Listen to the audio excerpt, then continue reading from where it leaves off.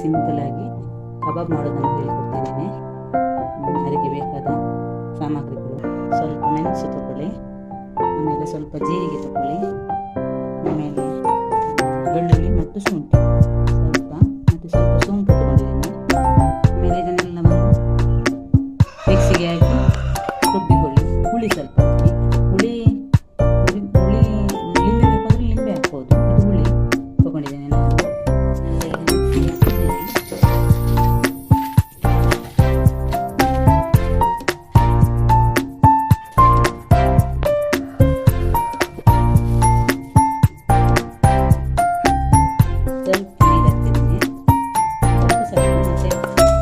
ನೋಡಿ ಮತ್ತೆ ಹಾಕಿ ಸಾಕು. ಈಗ ನಾನು ಇದನ್ನು ರುಬ್ತಿದ್ದೇನೆ.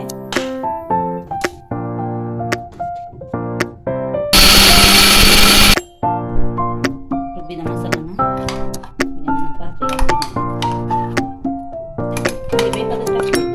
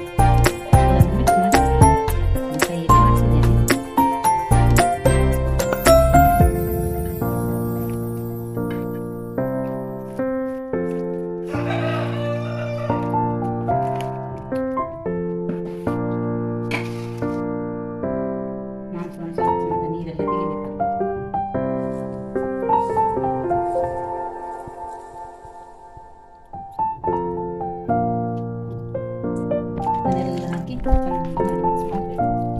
ಮಾಡಿ ಸ್ವಲ್ಪ ಇಡಬೇಕು ಒಂದು 10 ನಿಮಿಷ ಇಟ್ಟರೆ ಸಾಕು. ಚಂದ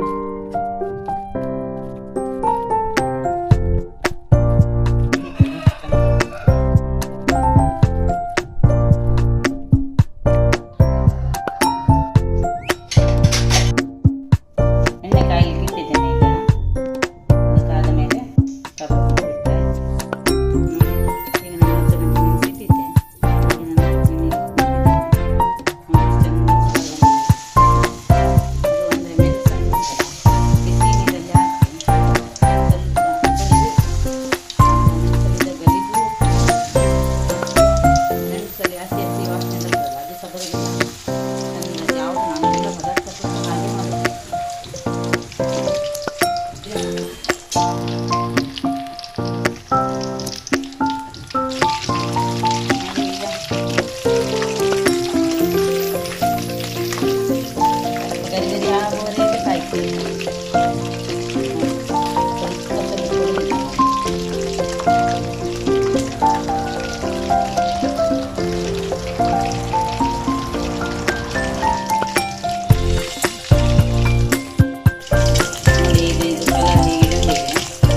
ಈಗ